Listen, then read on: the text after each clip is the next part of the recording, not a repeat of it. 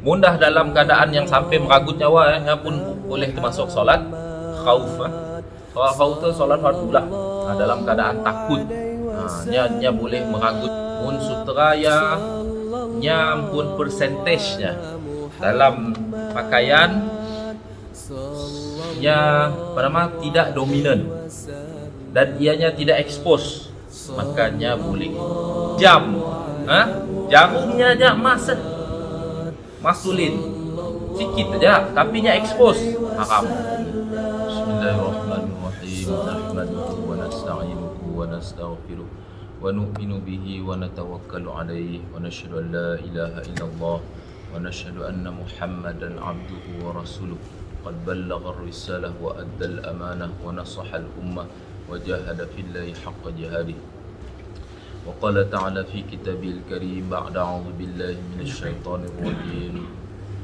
Qul in kuntum tuhibbunallaha fattabi'uni yuhibbukumullah wa yaghfir lakum dhunubakum wallahu ghafurur rahim. Wa qala Rasulullah sallallahu alaihi wasallam, al-kayyisu man dana nafsahu wa 'amila lima ba'dal maut wal 'ajizu man ittaba'a nafsahu hawaha wa tamanna 'ala Allah, atau kama qala alaihi salatu wassalam. Alhamdulillah, syukur kita pada Allah.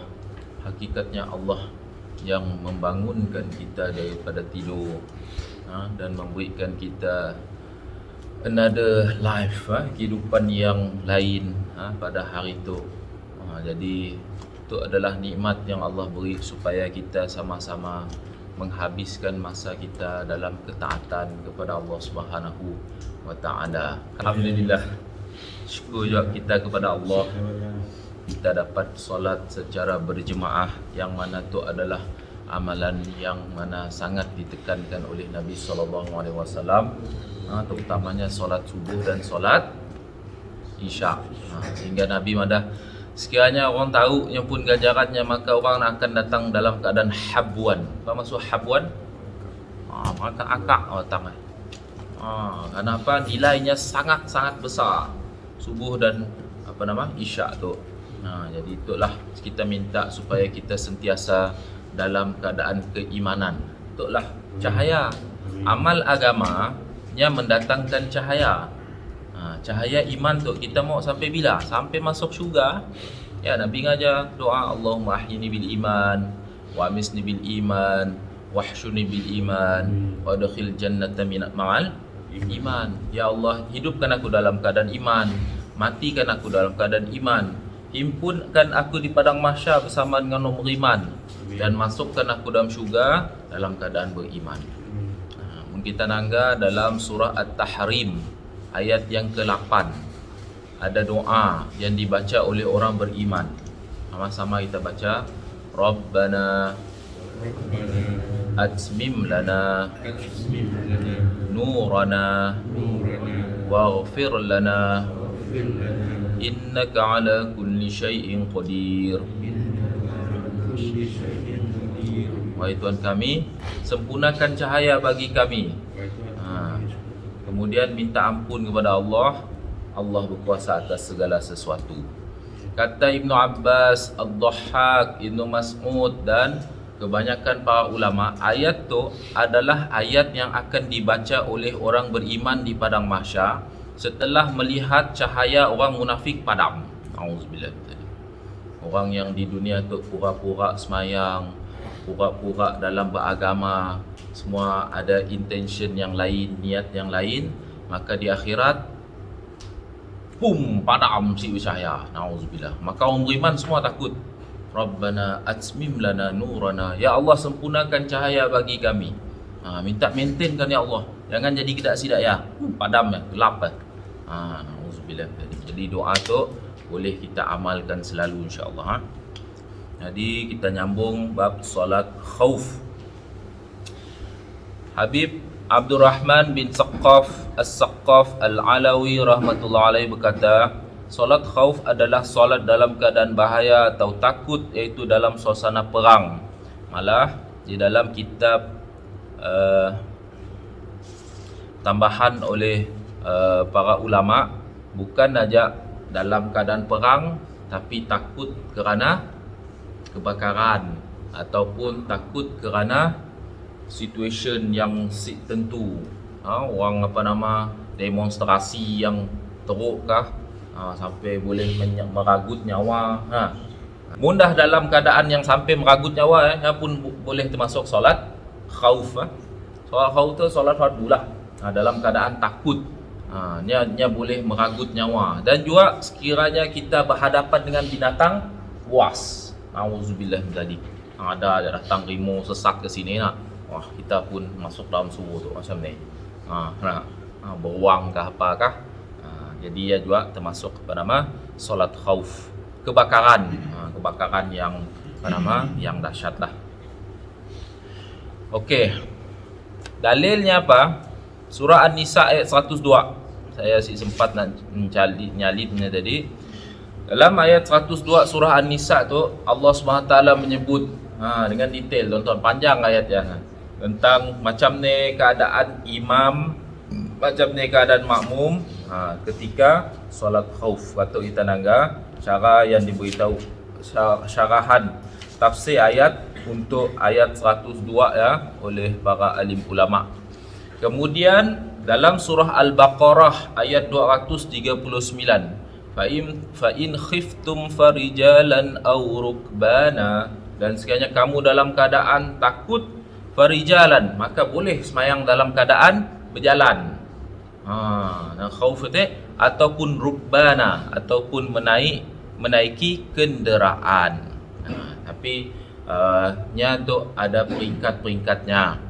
Contohnya tadi, dalam solat khauf tadi, kita nak solat, kemudian kita pun berijtihad, sini arah kiblat. Jadi kita pun berijtihad, depan tu arah kiblat. Kata Imam An-Nawawi dalam kitab Minhajut Talibin, ijtihad dalam solat, sekiranya selesai daripada solat ya tadi, ataupun sehari lepas ya, ataupun selepas ya tadi, maka apabila ditangga ijtihad ya si betul. Kita tu ijtihad kiblat sia, tapi kiblat sebenarnya depan tu, maka solat ya wajib diqadakan, walaupun dah berijtihad. Ya ijtihad yang mana kita si tahu keadaannya, bukan ijtihad tu seperti yang saya pada airport dah. Nya tahu subuh 5.30, tapi nya semayang 5.25, sah sih. Ya bukan ijtihad, ya namanya bodoh, namanya jahil. Jahil. Ya beza ijtihad. Ijtihad tu kita si tahu sini kiblat tu. Semua si tahu kiblat semua. Kompas pun si ada, barang-barang untuk membantu kita nak mencari pun si ada. Maka ketua, carilah yang soleh, cari yang itu, kemudian selawat ke apa, insyaAllah kiblat situ. Pasnya tadi Bali, Bali daripada hutan tadi semua tadi, salah kiblat kita, yang mesti keadaan. Okey, dia ketetapannya. Okey, mari kita nangga cara ulama berkenaan dengan solat khauf tu. Dia mempunyai beberapa cara. Jika musuh berada di hadapan kiblat ataupun binatang buas di hadapan kiblat, imam membagikan pasukan menjadi 2 saf. Belakang. Imam akan memulakan solat bersama saf pertama dan saf kedua. Jadi saf pertama, saf kedua ikut. Mereka bertakbir dan rukuk bersama. Kemudian imam dan saf pertama melakukan sujud. Imam dan saf pertama luk sujud, jangan semua sujud. Habis selalu semua kena mati, nak tembak, syahid semuanya. Jadi solat khauf tu sebab bukan aja ketakutan, tapi ihtiyatan. Ihtiyatan maksudnya apa? Berjaga-jaga. Ya maksudnya, walaupun dia solat, tapi harus hukumnya tadi melihat keadaan, bukan badan bergerak. Ya bisa semua ada movement semua ya, berjaga-jaga. Tapi tadi ayat 239 nya tadi, sehingga satu ketika, soalnya Allah madah wa in khiftum, sampai ketika yang begitu takut, maka berjalan, berekod pun boleh. Jadi ayat tu. Kemudian imam dan saf pertama melakukan sujud, saf kedua tidak sujud tapi berjaga-jaga mengawasi musuh. Setelah imam dan saf pertama bangun dari sujud, saf kedua pun sujud. Nyasi sama dengan solat biasa. Solat biasa macam tu, apa berlaku? Berapa rukun dia tinggal tu? Batal semayang tuan-tuan. Si natoklah si valid solat fardu berjemaah ya. Mun si ngikut imam apabila terlewat berapa? 2 rukun utama. Jadi sebabnya kita mesti jaga atas perkara tu. Ataupun mendahului imam dengan 2 rukun, boleh batal sembahyang. Kita mesti negur. Mun orang imam masih qiyam, imam belum menyebut Allah lagi ya dah rukuk dah, satu dah ya. Pasal sujud mulah lagi kedaya, batal sembahyang. So, dalam keadaan biasa, mun solat khauf tadi yang mesti nunggu sampai imam yang nak qiyam, apa rukun dah yang nak. Dengan qiyam, dengan rukuknya, sujudnya 2 kali, duduk antara 2 sujud, bangun daripada sujud, qiyam buat rakaat yang kedua, baru datuk nak turun. Ya, dalam keadaan khauf tuan-tuan. Setelah imam dan saf pertama bangun daripada sujud, saf kedua pula sujud. Imam dan saf pertama mengawasi musuh. Begitulah seterusnya. Mereka berganti-ganti mengawasi musuh. Solat diakhiri dengan memberi salam bersama-sama. Maksudnya yang imam dan saf yang berdepan tadi nunggu juga. Dalam keadaan nunggu ya pun, mata sidaknya hendaklah melihat keadaan bersemualah. Okey, cara yang kedua. Jika musuh tidak berada di kiblat, imam membahagikan menjadi 2 saf, 1 saf bersama imam, 1 saf lagi mengawasi musuh. Setelah saf pertama habis solat, saf kedua melakukan solatnya bersama imam. Saf kedua yang telah habis solat pula mengawasi musuh. Mengikut cara ini imam solat sebanyak 2 kali, sekali bersama saf pertama dan sekali dengan saf yang kedua. Jadi itu imam nak berat sikit lah, yang solat sampai 2 kali. Jadi itu adalah cara yang seterusnya. Cara yang ketiga pun ada lagi. Jadi saya rasa perlulah kita nak natuknya. Itu memang perlu bagi orang-orang yang nak dalam pergi peperangan, makanya perlu ada bengkel.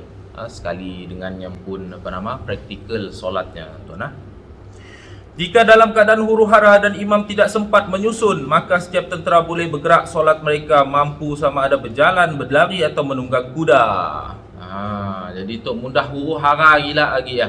Kita pun si tahu sini musuh, snipernya sini yang pun natuknya penembak tepat dah semua. Jadi si perlulah bersap-sap, mati semua lah.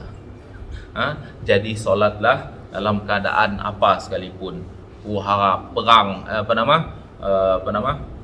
berlari kah, berjalan kah, sehingga menunggang kuda ataupun dalam kenderaan, dalam tank kah, apa semua, solatlah tuan-tuan. Jadi si nak menunjukkan apa?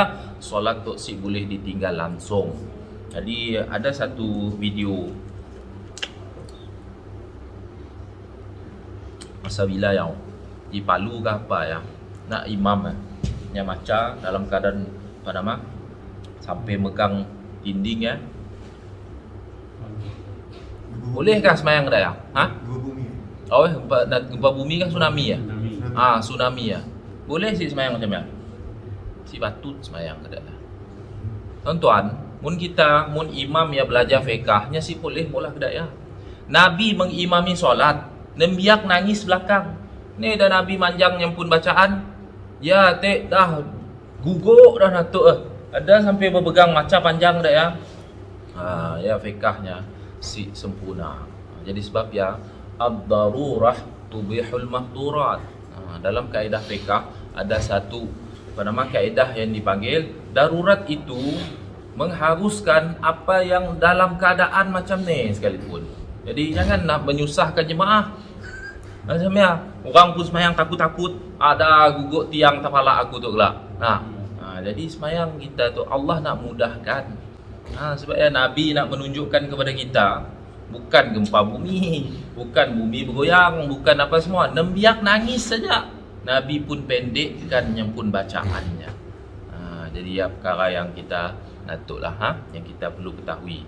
Jangan sambung di bacaan tu dah apa semua. Jadi perkara ya si relevan lah untuk dilaksanakan. Okey. Saya pun tahu untuk tambahan daripada Ustaz Muhadir. Dalam bab tu dimasukkannya tentang pengharaman sutra dan cincin emas.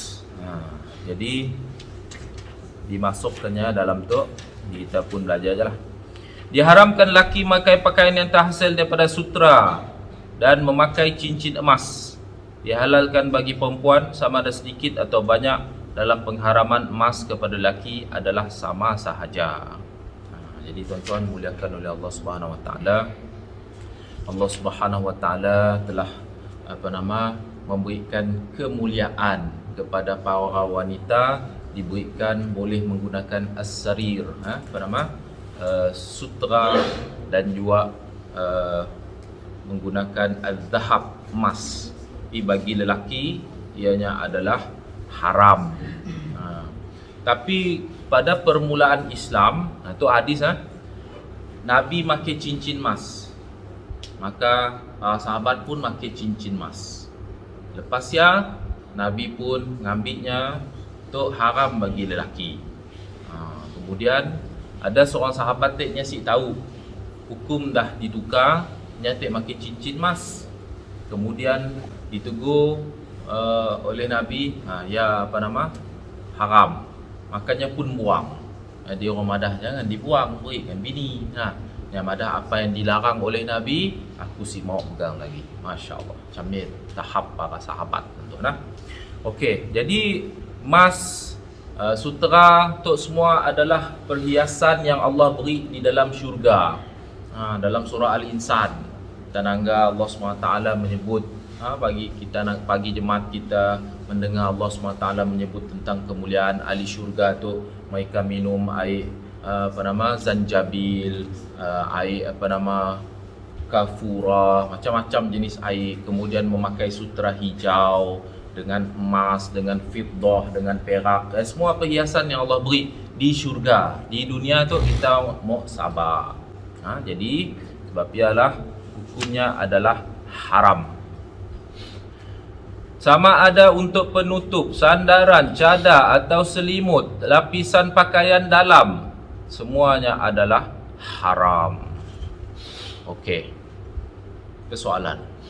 Mun sutra nya pun persentasenya dalam pakaian tidak dominan dan ianya tidak expose, makanya boleh. Faham tuan-tuan? Contoh baju saya tu ada 10% sutra dan nya si expose, si nampak. Ni sutra ya dah di scattered dah semua. Si tahu sini. Jadi harus hukumnya. Tapi walaupunnya sikit tapi nya expose, makanya haram. Contoh kancing tu. Kancing tu kecil aja daripada baju daripada emas. Haram hukumnya. Dia jawab pun engkau. Apa gilat baju saya lihat saya kancing emas pun. Ya haram. Ataupun jam. Jarumnya aja emas. Emas tulin. Sikit aja tapi nya expose, haram hukumnya. Tai. Panjang. Ada sikit lain emas, sikit lain sutra. Yang asli haram. Macamnya tuan-tuan. Ya pun ada juga yang berlaku dalam masyarakat kita, ujian yang makai ada lain sebab ia kebanggaan, sifat mendatangkan riak, menunjuk-nunjuk dan menimbulkan kesedihan kepada orang miskin. Sebab ia kita tuan-tuan bermuamalat dalam kehidupan tu, elakkan daripada ada unsur yang menunjuk-nunjuk. Imarik pun saya nangga sampai berkelahi dalam Facebook. Sebab apa? Terlalu menunjuk-nunjuk. Makai kereta biasa aja. Tapi malam gambar kereta, lalu ada orang masuk semua. Kau tu ngesul gila semua. Lalulah berkelahi. Jadi sebabnya kita berpada-pada dengan apa yang dikurniakan oleh Allah. Bukan maksudnya lepas tu semua lu makin nak jahit. Bukan macam ya. Apa yang dikurniakan oleh Allah. Hakikatnya rumah kita, kereta kita, harta kita pakailah apa yang ditunjukkan. Sebabnya malam tadi kita di Wan Alwi bincang ayat 272 surah Al-Baqarah. Dalam ayat ya, Allah SWT memberitahu di kalangan para muhajirin tu dulu, para sahabat-sahabat yang berhijrah daripada Mekah ke Madinah ya. Jadi setidaknya tu menunjukkan kefakirannya, tetapi Allah Maha mengetahui. Dan tu bukan jenis meminta-minta. Maka Allah SWT eksposkan kepada Nabi, sidak tu lah yang paling utama nerima zakat. Sebab apa? Adanya telah berhijrah, susah bayar, sehingga ada yang sehelai sepinggan aja, sepinggang aja pergi pergi berhijrah bersama dengan Nabi. Pasal langsungnya saya dah minta apa-apa, maka Allah beritahu tu lah yang layak untuk menerimanya. Jadi sebab ya, ada dalam hadis Nabi memberitahu, miskin tu siapa miskin? Miskin bukanlah orang yang meminta-minta, tetapi miskin tu nya dalam keadaan memerlukan, dan nya siada nak meminta-minta dengan orang, kecuali mun benar dalam keadaannya terdesak. Ya, miskin. Bukan miskin tu jadi minta semua. Sehingga dalam hadis tu, man sa'ala min ghairi faqrin faka'annama ya'kulul jamra. Nauzubillah. Hadis sahih Nabi madah, sesiapa yang meminta-minta tanpa kefakiran, maka seolah-olah dia memakan bara api. Ya si susah, pergi minta je dengan orang. Makan ekstra untuknya pergi shopping kah, untuknya pergi travelling kah, apa semua minta lagi. Jadi seperti Nabi madah makan bara api. Jadi ya tuan-tuan mulakan oleh Allah. Itu ada hadis.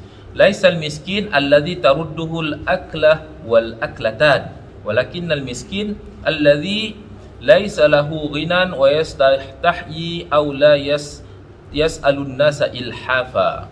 Miskin tu Nabi beritahu bukanlah yang meminta makan tok dan tok, tetapi miskin tu adalah laisa lahu ghina, nya langsung saya ada kecukupan dalam kehidupannya, dan nya malu, dan nya meminta dan tidak meminta dalam keadaan mendesak-desak.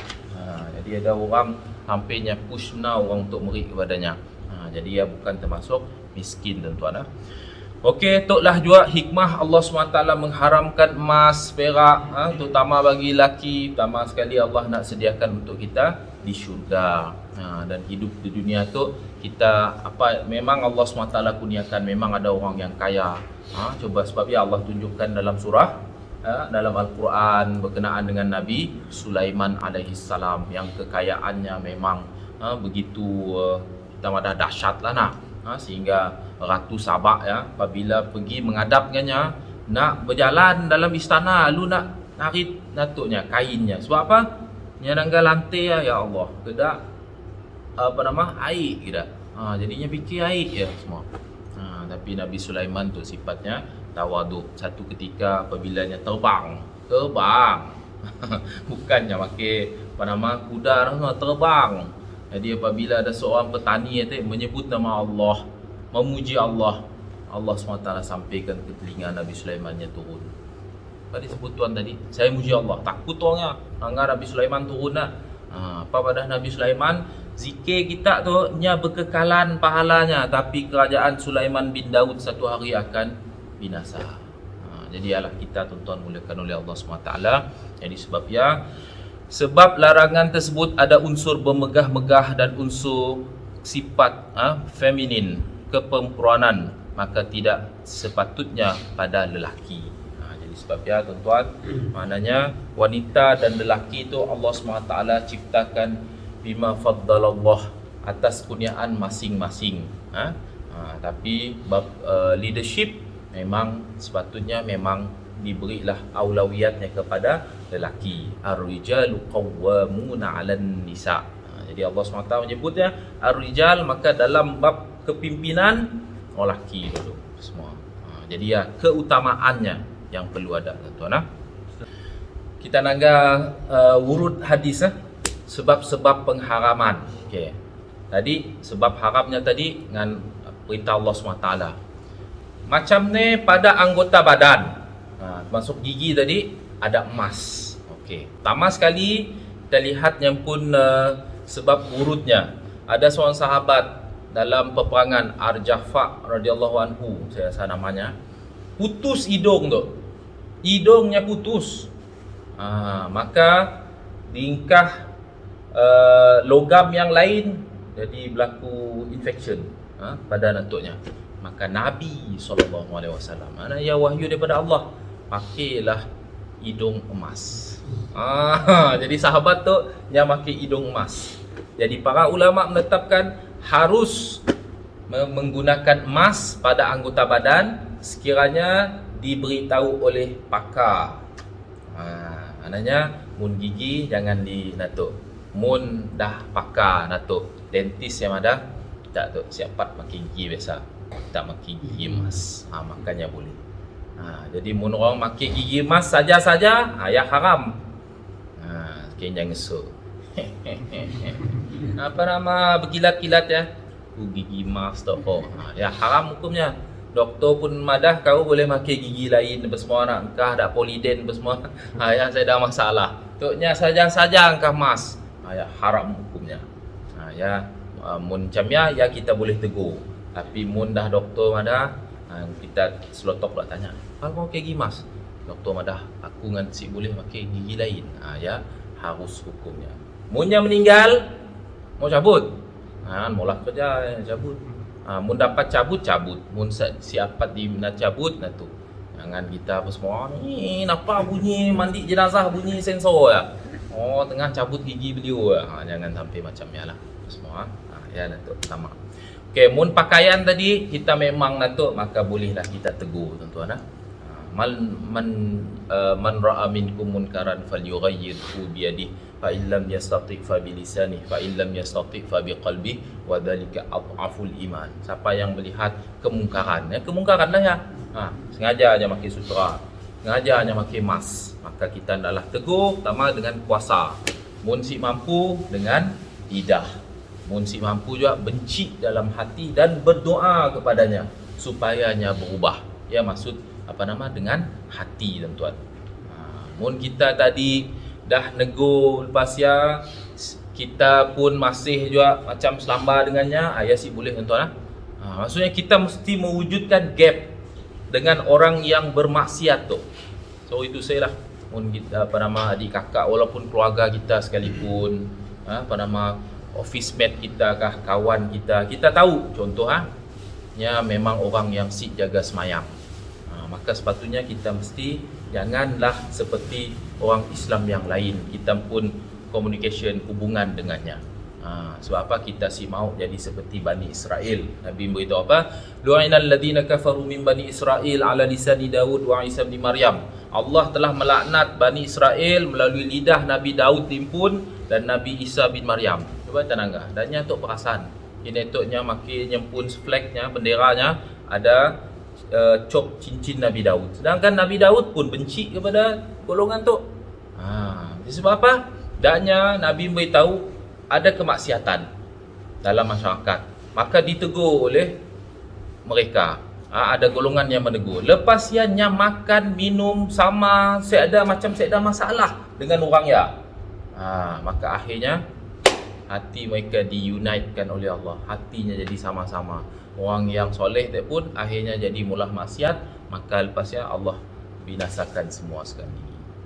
Baik, kita nangga dalam surah Al-Baqarah ayat 65. Cun hari Sabtu tu. Bila hari Sabtu kita kenangkan surah Al-Baqarah ayat 65. Apa yang berlaku kepada penduduk Bani Israel? Wa kunu qiradatan khasiin. Tu berlaku kata dalam tafsir. Kita melelat soalan tadi jadi kita belajar sikit tafsir di Ilya. Tuan-tuan angga di dalam Google type kan Ilyat. Nya adalah kawasan tepi laut dengan kacak lah apa semua dan hasil ikan utama bagi sidak Israel gini itulah adanya conquer nak. Sidak tu ada orang yang soleh juga tapi semua sekali bersubahat. Nabi Musa ada hari Sabtu untuk beribadat tapi danya madah kita masang awal. Pasang awal ya pun adalah satu street syariat sidanya dulu. Supaya kita hari Jumaat memang hari kemuliaan tapi ada street macam sidak tu. Malah nauzubillah zalik. Kita nanggal lepas PKP tu ada orang lalu selambat si mau sembahyang Jumaat. Kami situ pilih masjid sidak tu si cukup. Nauzubillah zalik. mun sengaja ya tuan-tuan. Jadi dosa besar ya. Okey, jadi si datuk tadi akhirnya bergabung. Maka apa berlaku kata Ibnu Abbas? Yang tua Allah tukar jadi babi, yang muda Allah tukar jadi borok, jadi kerak. Dan taknya si hidup melainkan hanya 3 hari je. Si makan, si minum, si dapat melahirkan zuriat. Jadi ya tuan-tuan mulakan oleh Allah SWT. Sebab ialah bab amar ma'ruf nahi munkar tu kita si boleh buat natuk biasa-biasa aja lah. Kita mesti ada usaha untuk mengubahkannya. Tapi emas tu memang ada yang pun fadilatnya juga. Jadi sebab ialah Allah Subhanahu Wa Taala ada menyebut berkenaan dengan zahab tu, emas tu juga, al-fiddah tu, perak tu pun galian-galiannya yang Allah SWT sebut. Dan yang umum yang Allah SWT berikan kepada semua manusia adalah al-hadid. Apa al-hadid? Besi. Wa anzalna al-hadid, kami turunkan besi. Jadi sebab ia tu memang diakui oleh sidak saintis juga lah, besi tu logam yang bukannya daripada bumi, hanya daripada luar. Sebab ya Allah guna perkataan wa anzalna, kami turunkan. Jadi masya-Allah, yang pun fadilatnya, khasiatnya adalah untuk kita semua.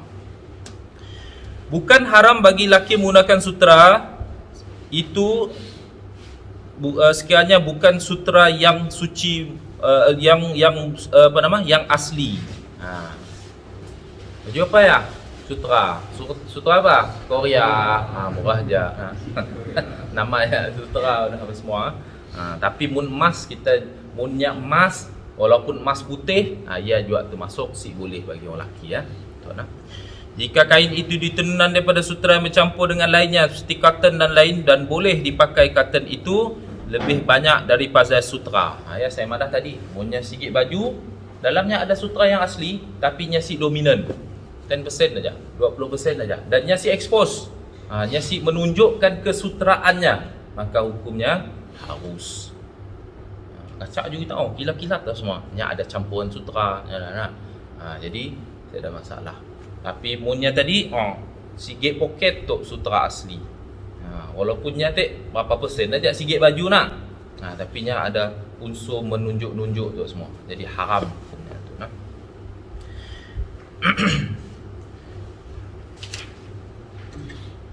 Jika kedua-dua bahan sama banyak, boleh dipakai mengikut pendapat yang asah.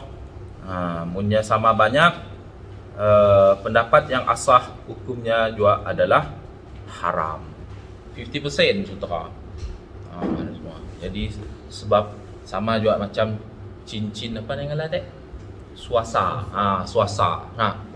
Saya ingat lagi masa kami orang pernah mula satu talk, jemput bicara tokoh Datuk Mufti Perak, Datuk Harusani. Jadi ada orang nanya bab suasa. Suasa tu adalah campuran emas dan logam yang lain. Dalam sutera ya, dalam cincin suasa ya, ada emas dan natuk yang lain. Dan sama juga hukumnya macam natuk tu juga. Sekiranya emas ya tadi nya expose, ada memang nampak lain emas semua ya, yang jatuh haram. Tapi mun suasa tadi kita mesti tanya dengan orang yang mulah ya, berapa persen emas dalam tu. Munnya dominan yang boleh jatuh haram tuan. Jadi itulah tuan-tuan muliakan oleh Allah Subhanahu Wa Taala, perkara yang kita perlu lihat berkenaan dengan pengharaman apa yang halal. Sebab apa? Dunia tu bagi orang beriman, Nabi madah apa? Ad-dunya sijnul mu'min wa jannatul kafir. Dunia tu adalah penjara sebenarnya bagi orang beriman. Sebab ya kita ada larangan, ada pengharaman dan sebagainya. Dan bagi orang kafir nya adalah syurga. Batan angga mun dalam Al-Quran Allah madah dengan orang kafir tu pun dalam surah Muhammad, yakuluna kama takulul an'am, mereka makan seperti binatang yang binatang ternakan. Macam-macam dimakannya, sampai nak haramnya pun macam-macam lagi dipecah-pecahnya apa semua. Jadi ya natutlah termasuklah arak dengan macam-macam panggilan dan sebagainya lah. Jadi kita orang beriman, Allah suruh kita bersabar. Jadi sebab ialah apa yang diharam tu dah jelas, apa yang dihalal pun dah jelas. Wa bainahuma mushtabihat. Tapi antara kedua tu yang kita perlu banyak ambil berat. Yang sama-sama maksudnya, termasuk macam tu tadi kita si tahunya pun atuk dah bersemua. Jadi sebab dia fasalu ahla dzikri, tanyalah kepada orang-orang yang mahir, terutama para ulama dan juga orang yang tahu berkenaan dengannya.